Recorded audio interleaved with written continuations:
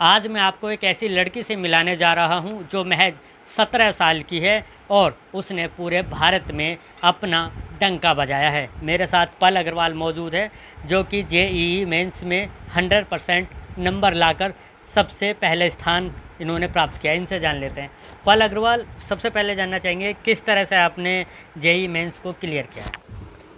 Yes sir. सो मैंने पहले February attempt दिया था मेंस का, तो उसमें मेरी परसेंटाइल 99.988 थी। तो उस टाइम पे मैं यूपी टॉपर थी, पर फिर भी मुझे लगा कि नहीं, अभी मैं एक और बार ट्राई कर सकती हूँ। मैं 100 परसेंटाइल मैं लाना चाहती हूँ, तो मैं उसके लिए एक और बार पेपर दूँगी। तो फिर मैंने मार्च वाला नहीं दिया था, तब मैं प्रिपेयर करी थी। उसके बाद मैंने अभी ये थर्ड वाला दिया था, थर्ड सेशन का।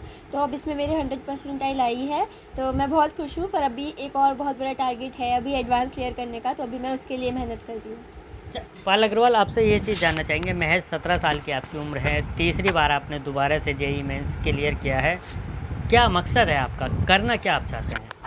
Yes sir. सो मैं बचपन से ही एस्ट्रोनॉट बनना चाहती हूँ। मुझे स्पेस की चीज़ों में बहुत इंटरेस्ट आता है। मतलब मैं पूरी रात रात भर मैं स्काई ऑब्जर्व करती रहती हूँ।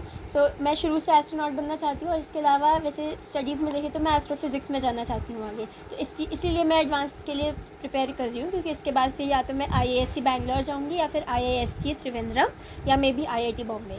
अच्छा, एक चीज़ और जानना चाहेंगे, किस तरह से आपका रूटीन रहा है पढ़ाई को लेकर? किस तरह से आप पढ़ते हैं? साथ में आपके छोटे भाई बहन होंगे, उनको भी आप पढ़ाते होंगे। किस तरह से मेंटेन करते थे इन सब चीज़ों को? Yes sir. सो शुरू से मतलब ऐसे मैंने कोई फ़िक्स टाइम टेबल नहीं बनाया था, पर हाँ एक बेसिक डिसिप्लिन रखा कि जैसे मुझे जैसे पूरे दिन में करीब, जैसे मान लीजिए 8 या 10 आवर्स मुझे पढ़ना है, तो वो मैं मैनेज कर लेती थी। जैसे कभी कोई सब्जेक्ट पढ़ने का मेरा मन हो, पर फिर भी मिनिमम 3 आवर्स दे दिए हर एक सब्जेक्ट को दिन में। और इसके अलावा थोड़े बहुत रिक्रिएशनल में, मतलब ऐसे नहीं कि टीवी भी नहीं देखती थी मैं। जैसे मुझे मैथ सबसे ज़्यादा पसंद है, तो मैं बेसिकली अपना स्केड्यूल बनाती थी फिज़िक्स और केमिस्ट्री के लिए, और उसके बाद जितना भी मेरे पास एक्स्ट्रा टाइम होता था उसमें मैं मैथ्स पढ़ लेती थी। तो ऐसा मतलब मैं टाइम वेस्ट नहीं करती थी, पूरे दिन पढ़ती रहती थी, पर उसको वो मुझे ऐसे नहीं लगता था कि मुझे ब्रेक चाहिए उसमें। और इसके अलावा हाँ, मेरा एक छोटा भाई है, वो भी 11th में है, तो उसको भी मैंने पढ़ाया है अभी तक भी। पर वो भी मतलब बहुत कोऑपरेटिव है। मतलब अगर वो देखता है कि मैं अभी अपना कुछ बहुत इंपॉर्टेंट कर रही हूँ, तो वो मुझे ज़्यादा डिस्टर्ब नहीं करता। तो सबका बहुत बड़ा रोल रहा है। और हाँ, इसके लिए सबसे पहले तो बेसिक डिसिप्लिन अपने मतलब बहुत ज़रूरी है। मतलब ऐसा नहीं होता कि छुट्टियों में मैं करीब 8-9 बजे उठी हूँ। मतलब मैं मैक्सिमम 6:30 या 7 o'clock तक उठ जाती हूँ और अपनी पढ़ाई शुरू कर देती हूँ। तो बेसिक डिसिप्लिन बहुत ज़रूरी है इसमें।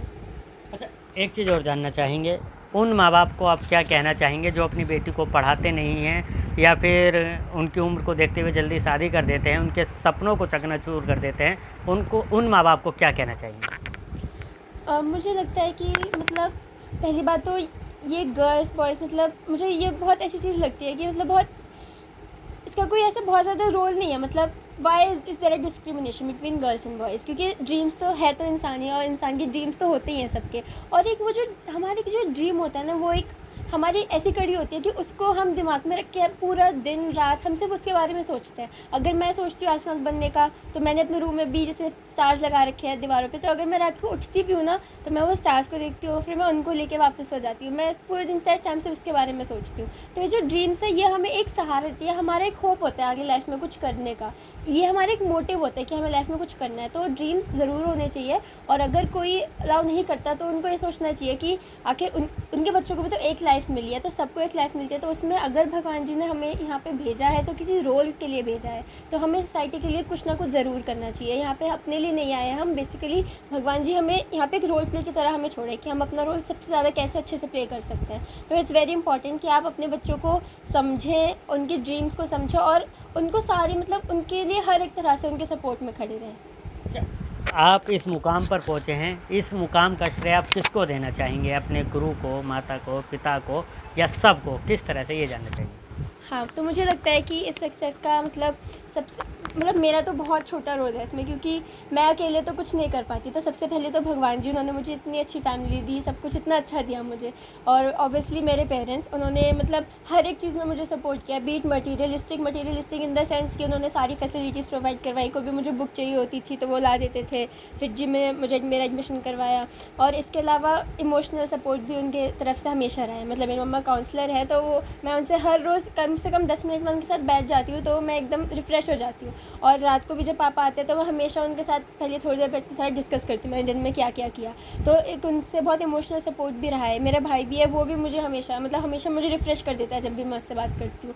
और इसके अलावा फिर पेरेंट्स के बाद ऑब्वियसली एक तो मेरी मौसी है, वो पेरेंट्स के बाद क्या बल्कि क्योंकि वो शुरू से उन्होंने मुझे पहले शुरू में 3-4 साल उन्होंने मेरी अपब्रिंगिंग करी है, तो उनको बहुत बड़ा वो जाता है श्रेय। और इसके अलावा मेरा स्कूल, तो मेरा फर्स्ट स्कूल था सिल्वर बेल्स, और अभी फिर मैं जयपुरिया में आई थी 5th क्लास से, तो ऑब्वियसली मुझे बहुत ज़्यादा एक्सपोजर मिला है स्कूल की तरफ से।